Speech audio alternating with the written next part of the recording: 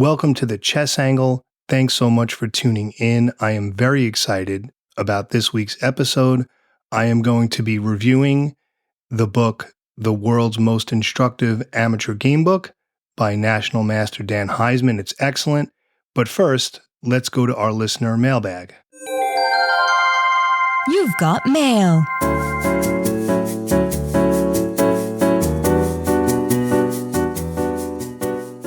This message is from Chad, and here's what he writes. Listened to the new episode and had to take the time to echo back your comments regarding adult improvers and podcast interviews because I completely agree. I don't know how many podcasts I've been sucked into on the promise of the secret to massive rating gains, only to find out that the real secret for them was practicing for 10 hours a day, or playing 1,000 games in 4 months, or paying hundreds of dollars a week for their multiple grandmaster coaches. If only all of us had those kinds of resources and that kind of time. Thanks for your thoughts on the King's Indian attack. I might look into it. At my age, I definitely lean more towards system openings. I'd rather just get some minor pieces out on the board and then play chess than try and memorize a bunch of lines in theory. I'm generally a London system player, but it would be nice to switch things up occasionally. I picked up a copy of The Amateur's Mind by your recommendation. As the kids are home for the summer and I'm working on editing a book, I haven't had the chance to dive into it, but I'm looking forward to it. Thanks so much, Chad, for your email. We've corresponded before. Chad's a friend of the pod. Really appreciate it. So let me work backwards, taking your 3 comments. First, as far as The Amateur's Mind, yeah, I hope you like it. It will definitely take some time to get through. That's definitely one book you want to read every page, every word. You want to read it cover to cover. So that's definitely a project. It's not something you're going to read in a week. Now, one thing that might help, online, there are PGN databases of the games and positions in the book, so you don't have to set them up from scratch. In fact, on chess.com, if you go to the library feature in your account, on the community collection or the public collection tab, someone actually posted the positions from The Amateur's Mind. I actually saw it the other day. I didn't go through it. I don't know how accurate it is or if there's mistakes, but you could definitely look for a PGN file of that book. It's pretty popular, so that might save you some time, but I hope you enjoy it. Number 2, as far as system openings, yes, when you play system openings and you understand the ideas, that's much better than rote memorization, especially if you don't really understand what you're memorizing. System openings often get a bum rap, like you're sort of taking the easy way out or they're just for beginners. Completely not true. A lot of the system openings we talk about on this podcast are very solid. Grandmasters and stronger players even play them. And if your opponent is sort of not paying attention or doesn't take them seriously, they can really get run over. And of course, with system openings, it's a great way for busy adult improvers such as yourself to remain competitive because you don't have to spend hours and hours on opening theory. And then number 3, regarding the adult improver stories out there and your criticism of them, and I know that I've shared that same criticism. I mean, yeah, for some episodes, it's, the clickbait title, as you say, the person had time and resources that most of us don't. Not all of them, but you hear a lot of that. And I hear you. It can get frustrating to hear that where most of us don't have that kind of time. And I look at it this way. Let's say I won the lotto tomorrow. I still wouldn't spend. I mean, is it really normal to spend 5, 6, 7 hours a day? Even if I had that kind of time, would you really want to do that? Does it make sense to do that? That's just my take. So it's sort of a thought experiment. And yeah, that's really a theme for this podcast is busy adult players who are serious about the game, but they have a life, right? They have real world day jobs. They have families. They can only devote so much time to chess as much as we love it. And we want to improve as best we can under those circumstances. That's really what we're about here. So Chad, thanks so much for your email. Thanks for listening to the pod and best of luck with your chess progress.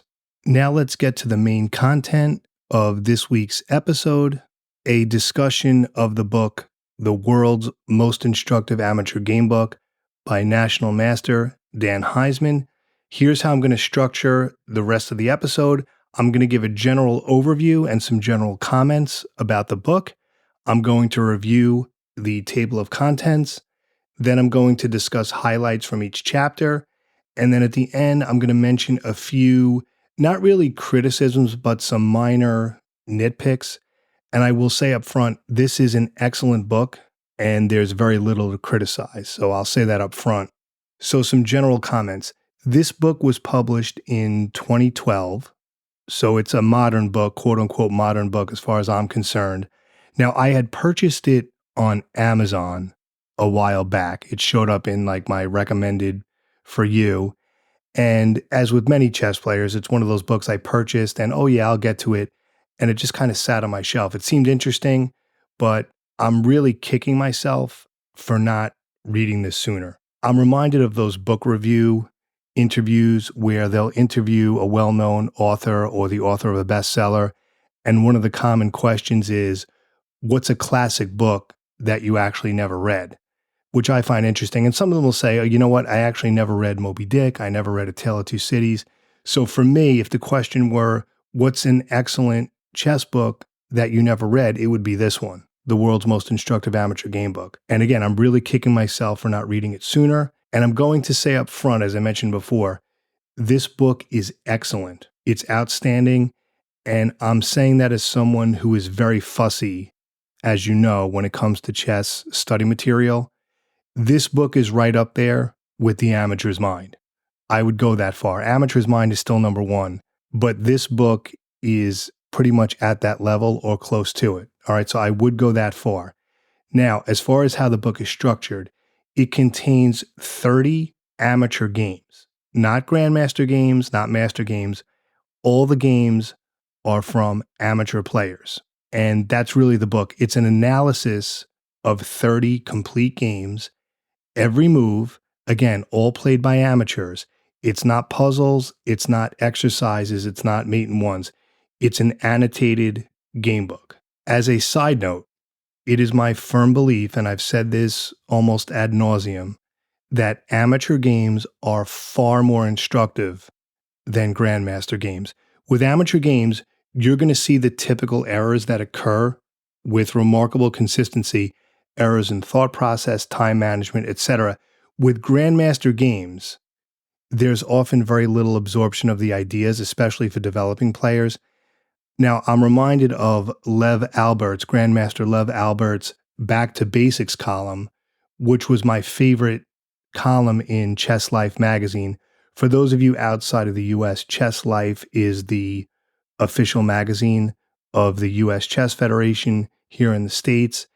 And his Back to Basics column, what it was, if you were an amateur player rated, I think it was either below 1800 or 1700, you would submit your game to Lev Albert with your own annotations, and then he would print the game in Chess Life. It would be published with your annotations, and then Lev Albert's, own annotations in italics.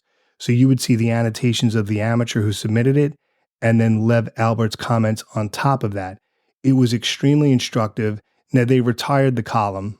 I don't know the whole backstory, but I really do miss it. That was my favorite part of Chess Life and the most instructive part. So amateur games, I will argue, are extremely, extremely valuable. Studying those mistakes, you can apply that directly to your own tournament games.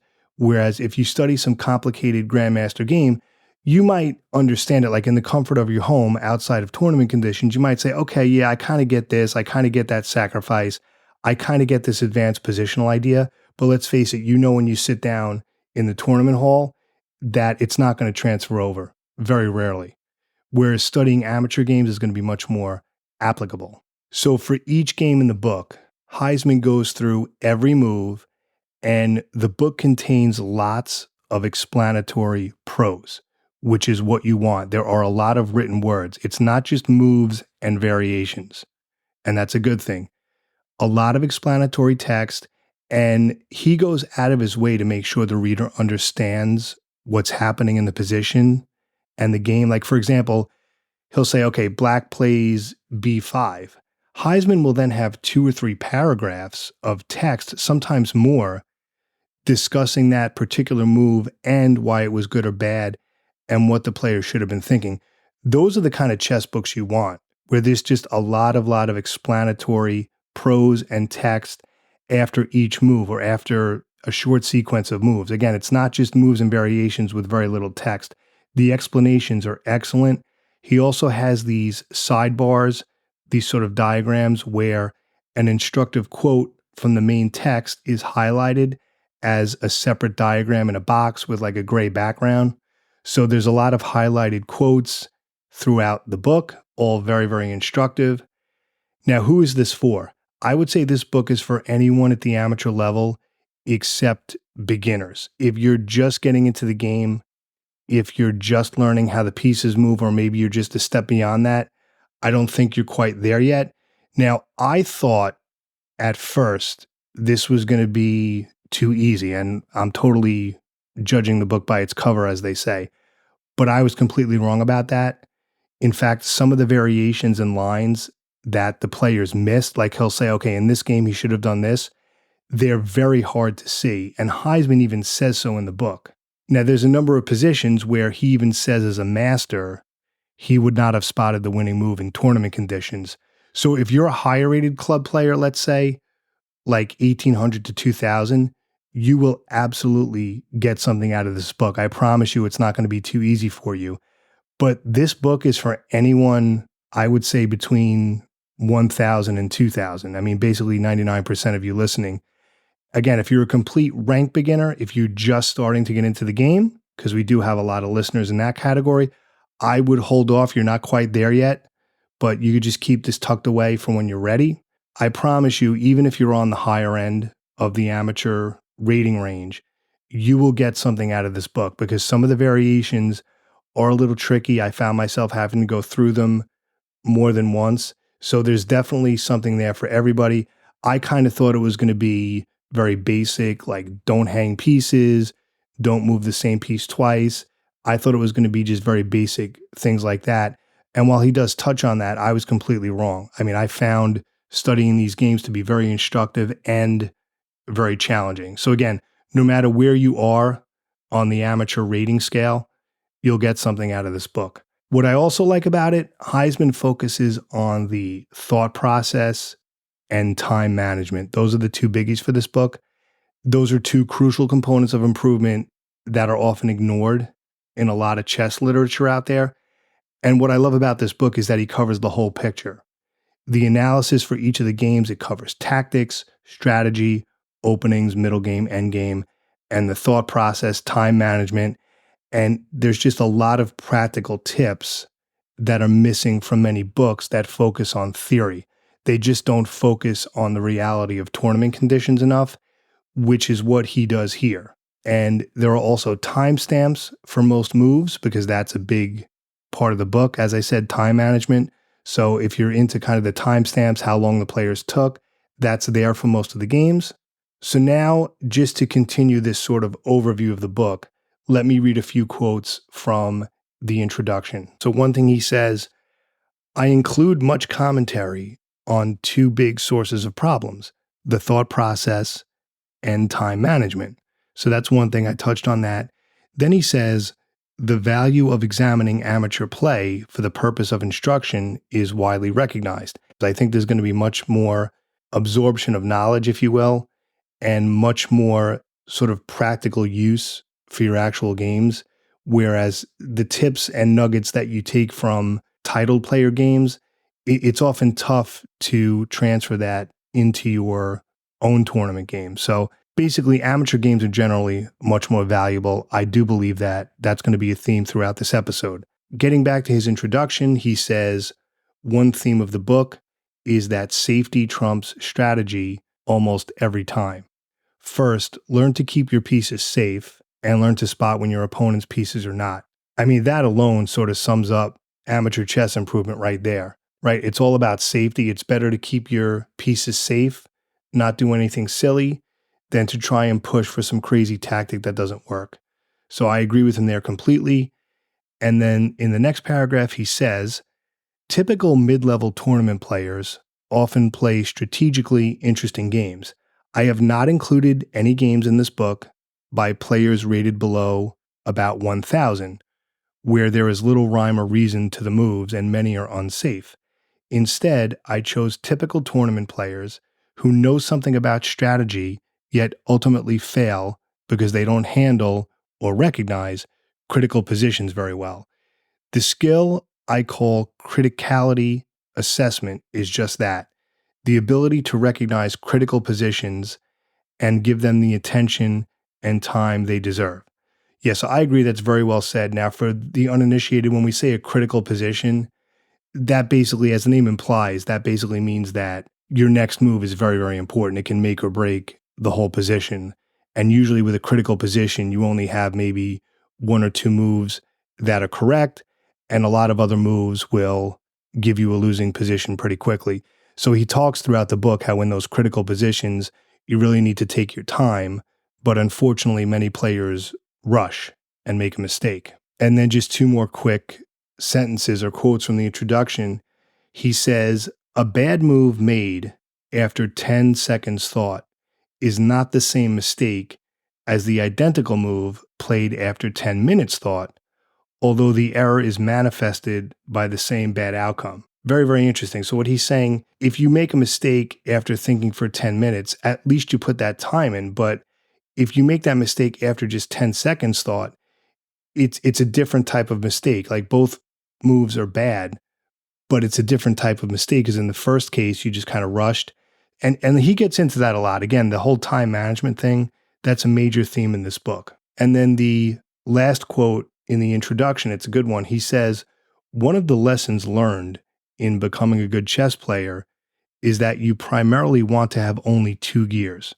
Try your best or resign. I really like that. You want to play to win, right? Try your best or resign. I think that's probably more of a problem with online chess because people tend to not take that as seriously or they're too relaxed or casual.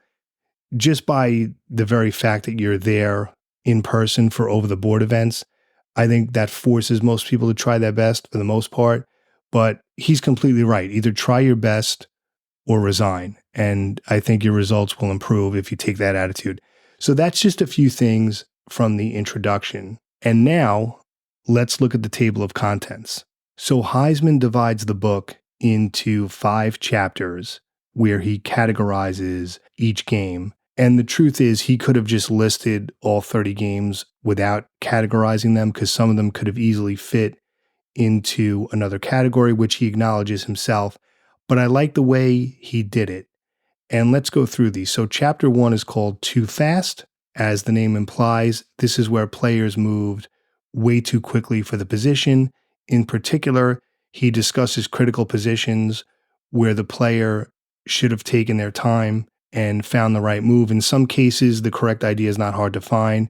In other cases, it is quite difficult, but still the player moved way too fast. And that's a common problem, of course, at the amateur level. And remember, time management and its relationship to the thought process is a major theme in this book. Chapter 2 is the opposite, too slow.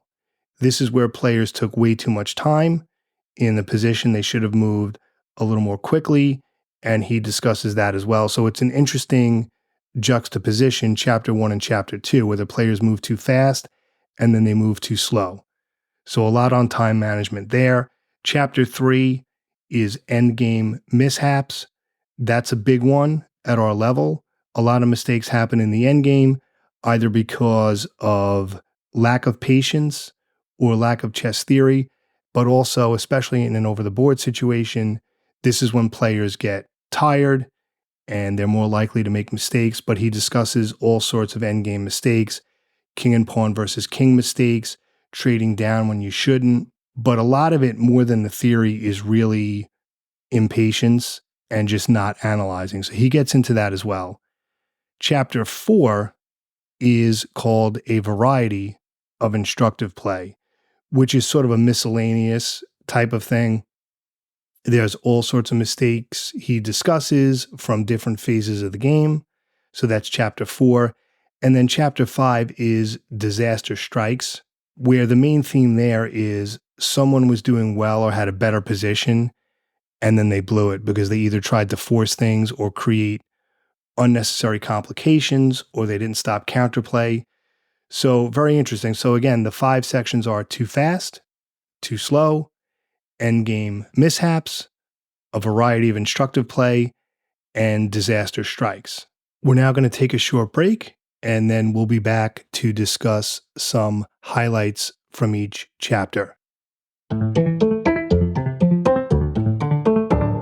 Now, one thing, okay, full disclosure here, I read the book through as far as skimming the prose. Like I looked at the whole thing, read a lot of the prose. I spent, a good 2-3 hours just kind of reading through the whole thing. As far as playing through the games, I'm about halfway through. So I just want to be honest about that. Now, for the second half, like I said, I still read a good part of it. I still need to just play through the games. And the reason I have no problem saying that is because a book like this, it's going to take quite a bit of time to get through. This is one of those books where you want to do it right. So I am literally going through every game, move by move. I'm looking at all the variations. I'm creating my own database of all the games. And, it's taking time. I mean, it's taking me, because I want to be thorough, give or take about an hour per game. Like I said, sometimes less, sometimes more. So you're looking at a good 30 to 40 hours approximately to get through the whole book. But I just want to be honest, I wanted to talk about it now just because I'm so excited to discuss this book. I didn't want to wait. But believe me, I put in a ton of hours already that I'm definitely qualified to speak about it. So with those later chapters, I read through the text. I just need to kind of play through the games. And that's the right way to do it. Like when people say, oh, I read this book, this week, or yeah, over the past 2 days, I read this book. No, you didn't. No, you didn't. It's like they mention these books that have 40 or 50 games. And okay, you, you didn't read the whole book, buddy. Okay. Like when I read a chess book, I do it right. It takes me weeks to get through it. Like my goal is to get through this whole book by Labor Day. That's my goal right now. I mean, I try to do a game a day. Of course, things come up, but I'm doing it right. I'm literally playing through every move, every variation, reading the prose, and I'm thoroughly enjoying it. I can't remember the last time I read a book this instructive and where it was this much fun. It's like I go through a game and the rest of my day, I just feel so productive because it's just so instructive. You get so much out of it. I mean, it's everything. It's thought process, tactics, openings, positional play, tournament conditions. Really, really good. So let's kind of go through each chapter. Let's do a little bit of a deep dive just to give you a taste of some of the specifics. So what I'm going to do for each chapter, I'll read a quote or two from the intro to each chapter, and then I'll discuss some ideas and some quotes just to give you an idea of what to expect. So chapter 1, again, is called Too Fast, about players who, again, just moved way too quickly for the position. They should have taken their time and analyzed. And here's what he said. This is the very first paragraph. In chess, you are given 2 main resources, your pieces and time on your clock. Many spend a lifetime studying the former, but don't give a second thought to learning how to wisely use the latter. That's a very powerful statement. I mean, look at that last sentence, right? Many spend a lifetime studying the former, but don't give a second thought to learning how to wisely use the latter. So they spend time on pieces and theory, but as far as time management, they don't put any thought or effort into that. Very, very true. And then he has an italicized paragraph at the end of the intro to this chapter. He says, until you are rated about 1700, time management is one of the 3 big areas to concentrate on for chess improvement. The others being safety, tactics, he puts tactics in parentheses, and activity, using all your pieces all the time. The 2 key skills to work on are analysis and evaluation. So time management is big. I know in Chess for Tigers by Simon Webb, I love that book. He even says if you don't clean up your time management issues, then nothing else really matters. Let's look at some quotes in this chapter. Obviously, I won't discuss specific games because you would have to get the book to do that. But again, he goes through the game move by move. It's complete games. I want to repeat that. It's move one all the way until the end, all the way until there's a result. He discusses most of the moves individually. So it's not like he lists like 7 moves in a row and then there's explanatory text. He has at the most maybe 2 or 3 moves and then there's explanatory text. That's what you want in a chess book. And that's why I'm having so much fun reading it. That's why it's so instructive. So here's another quote. He says, if you wish to be a better player, you have to find better moves. And if you don't take time to look for better moves, you can't play them. So of course, that's a major problem at the amateur level is poor analysis, just not really analyzing the position. We often get too dismissive. Oh, well, I can't play that. Well, are you sure you can't play that? Did you look at actual concrete responses? So analysis is big. And then he has his little terms for common mistakes. He has something called hand waving. He says, I call this thought process error hand waving. That is when you use general principles to make a move in a position that calls for careful analysis. So what he's saying is there are times where you just can't go by common principles, where you actually have to analyze the specific position in front of you. Then he says the general principle might tell you which move to analyze first, but only concrete analysis can tell you which move to play. So that sort of goes along with what I just said. So he's basically saying you have to weigh known chess theory and principles with the particular position in front of you, and sometimes you may have to make an exception. And then I'll read one last quote from this chapter because it's about time management. He says, never begin a game without the intention of using almost all your time. If you don't feel like thinking that long, then play a shorter time control. So basically, your time is there for you to use. So chapter 2 is called Too Slow, which of course is the opposite. This is where players took way too much time. And he says, in this chapter, we examine games where one or both players played more slowly than the situation required and got into unnecessary time trouble. Sound familiar? Sounds familiar for me. A lot of his advice is general stuff, but a lot of it is very specific. Like he talks about castling here. This is a position where the opponent didn't castle but should have. And he says, this reluctance to castle is a mark of many beginning and even intermediate players who often think they have something better to do or that it will cost them a tempo for their attack. But castling is the best move in many openings since it is the only move where a player is legally allowed to move 2 pieces, one of them the most important piece on the board, thus gaining a tempo. Then he talks a little bit about being ahead and being behind. He says when you're way behind, complicate and play aggressively. You might also envision a future position where you can do something positive, like making an unstoppable threat and see if you can work toward that possibility. And then I'll just read one more quote about pieces that are threatened. He says, guarding has inherent liabilities, such as tying down your pieces and allowing possible removal of the guard tactics. Therefore, if you can just move an attacked piece to a good square, that is often preferable. So what he's saying, if a piece is attacked, if you can simply move it to a safer square, that's your best bet. Because if you protect it with another piece, you might be setting yourself up for a tactic. Now, that is obviously going to be position dependent. There are many situations where, in order to defend a piece, guarding it with another piece is correct. But he's just saying, just be aware of that. Because if you simply move it to a safe square, you're probably not going to give your opponent the possibility of a tactic. But if the piece is being guarded by another piece, like he said, you might be setting yourself up for a removal of the guard tactic. So interesting thing to think about. Oh, and one last thing from this chapter I want to read. He says, sometimes your chess strength is measured by your defensive prowess in tactical situations. In situations like these, many players panic and move quickly, but you should not panic.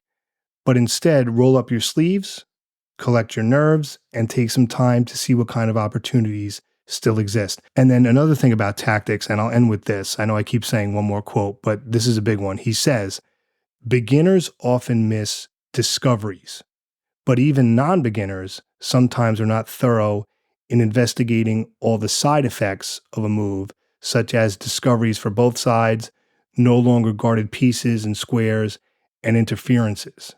So a discovery, basically, as most of you know, let's say a knight is blocking your bishop.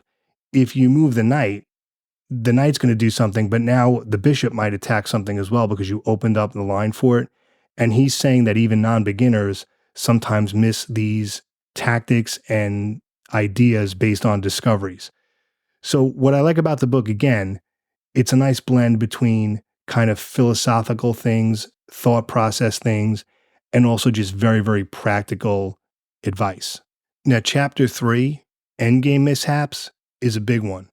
Extremely instructive. One of the first quotes in the chapter is actually something that I talk about a lot on this podcast. He says, "Never trade into a king and pawn ending unless you were almost certain to get the result you want." That's huge because, as I said, most players, or a lot of players, they trade down without analyzing and they just assume it's a draw. Okay, well, I have a knight, he's a bishop, I'm just going to trade it, and then we both have kings and pawns, so it's a draw. No, you have to look at it after the trades are done. You have to analyze it because whoever's king is better or whoever's pawns are better, that person could win. All it takes is one square, one little tempo with the king, and he penetrates into your position and you're done. So when you trade down into a king and pawn ending, you better analyze that first. So that's a big one. Another quote in the endgame chapter, which is about being aware of your opponent's ideas. He says, "Chess is a game of information, and the more you know what your opponent is doing, the better you can place your pieces. The trick is to wait by playing required moves, not wasting time, in the meantime receiving information for your discretionary moves." Then he talks about queen and pawn endgames, which can often be tricky. He says in queen and pawn endgames, sometimes the advantage lies not with the player with the most pawns, but the one with the most dangerous passed pawn. Very true. Queen and pawn endgames, passed pawns are huge. With queen and pawn endings, the main themes there, okay, so queen and pawn, meaning each player obviously has a king, pawns, and a queen. That's it. You need to look for perpetual check, or, technically it's threefold repetition. That's the actual rule. Sorry, I'm putting on my tournament director hat. You really can't claim a draw by perpetual check. You have to claim a draw by threefold repetition, but we'll call it perpetual check. So you have to watch out for a perpetual check. You want an active queen. And as Heisman says, you want a passed pawn. In queen and pawn endings, whoever has a passed pawn should win generally, because what happens is the person who's defending, it's going to be very hard for them to deal with the passed pawn as well as other threats the player has. And in some cases, that passed pawn could be sacrificed to, either mate or win even more pawns. But, usually the problem is the player with the passed pawn, the defending side, it's very, very difficult to stop that passed pawn. So that's what you want. That's how you get an advantage. And again, you always want to watch out for perpetual check ideas where the player can get a draw, because you don't want a passed pawn in a queen and pawn ending, and then you let your opponent escape with a draw because he got a perpetual check on you. So he talks about that. Chapter 4 is called A Variety of Instructive Play. The games in this chapter, it was a little tricky for him to put in one of the other chapters because there was so much going on in the game. So this is almost like a miscellaneous chapter. Now he says among the themes in this chapter is seesaw play, where both amateurs make a series of mistakes that throw the advantage back and forth. Now, of course, that's very common at the amateur level in general, where, like, if you were to look at the eval bar, if there were an evaluation bar during the game, it would look like a seesaw. It would go up, down, up, down, up, down. Very, very common in amateur games. That's why they say at our level, whoever makes the next to last mistake wins. Again, a lot of practical advice. One thing he says here, when you are winning easily and someone attacks one of your pieces with something worth less, if there is a way to just move that piece to safety, that's almost always the simple and best way to save it. Okay, I'm just laughing because this was before I read this. I said that in a podcast episode about 3 or 4 episodes back, where I said, if someone is attacking a piece of yours, everyone looks for this like complicated like tactic, or, because that's that thought process out there. Oh, if someone makes a threat, see if there's a way you can ignore it, right? Because that's what like the grandmaster do. See if there's a way you can ignore it, if you have an in-between move. And I think I said in my solo episode, I said, if someone's attacking one of your pieces and you can just move it to safety and the good square is new square, just move it. So I think that's funny that Heisman, who, has more clout than I do as a national master, he's saying that as well. And he says, just move it to safety, and that's the simplest and best way to save it. Like, don't complicate things if you don't have to. And then he says, I like this one. He goes, when you see a move that seems to win, that's a red flag. Slow down and make sure it really works, because by definition, that's going to be a critical move, especially if it involves a sacrifice. And then he has a whole sidebar. This is on page 207, how to play when you're ahead. And he gives all these tips. It's almost like a little mini article on that. Again, practical tips for amateur players in tournament conditions. That's why I love this book. It's not all this esoteric theory that you're never going to use. He talks about using the king in the endgame. He says in the endgame, the king's average fighting value is worth 4+ pawns. So you got to get your king involved in the endgame. He talks about that. He shows examples. The king covers squares, so your opponent's pieces can't go on them. The king also attacks pawns. It supports other pieces. So you got to get your king active in the endgame. Very, very important. He has plenty of examples of that. Again, he talks about when you're ahead, because a big theme in this book as well is how not to blow the position when you're winning. And he says in chapter 4, when you are winning easily, you rarely need to resort to complications, and doing so exposes you to situations where you have a lot more to lose than you have to gain. I've been seeing a lot of games at our club where that happens, where someone is totally crushing the other guy and they just blow the position. They just try to get too fancy when all they had to do was just grind them down. Happens all the time. So I see every week what Heisman is mentioning here. And then moving on to chapter 5, disaster strikes. A lot of this here is kind of what I just mentioned, where you're completely winning and then you just throw it away. Like, what's that saying in chess? You snatch defeat from the jaws of victory. I love that quote. We had a guy who used to say that all the time because he had a lot of games where he would get an advantage and then lose. He goes, yeah, I'm a master at snatching defeat from the jaws of victory. That's kind of what chapter 5 is about. I mean, the first quote in this chapter, what makes a player better? Learning to analyze and evaluate positions more quickly and accurately. He says, never start a game without the intention of using almost all your time. Very important, your time is there for you to use. And speaking of falling apart in the game, he says, many students complain to me that they play reasonably for a while and then fall apart. There are many possible reasons for this, but one is simply that the more critical moves are less likely early in the game. So that's interesting.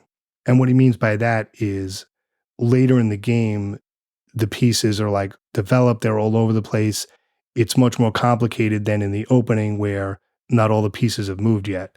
So that's kind of an interesting philosophical way to look at that, sort of a psychology thing there. Then he talks about keeping your composure. He says, like, if you get sort of overexcited, if you're winning, he says, in order to improve the quote unquote, I'm winning adrenaline, that should be translated to take a deep breath, calm down, and look at the situation with a slow, objective eye. There are so many tidbits and great quotes. I could make this easily a 3-hour episode just reading these great quotes, but I'm going to end with this one.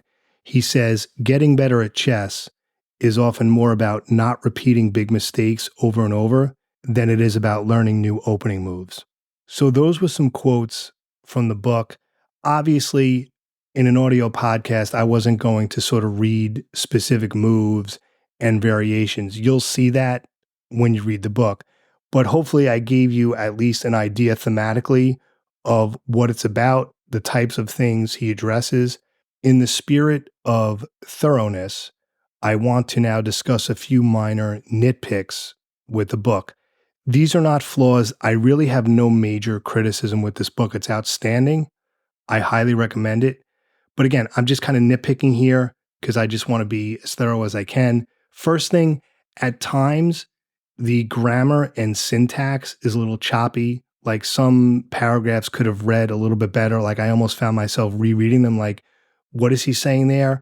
So like I said, the grammar and the syntax was a little choppy at times. Not a big deal. It's not throughout the book. I noticed it in about 5 or 6 spots where I was like, okay, I would have worded that a little bit differently. There are a few misprints, nothing too crazy. The other thing, and maybe this is my own head, most of the games are from the internet, specifically the ICC, which is the Internet Chess Club.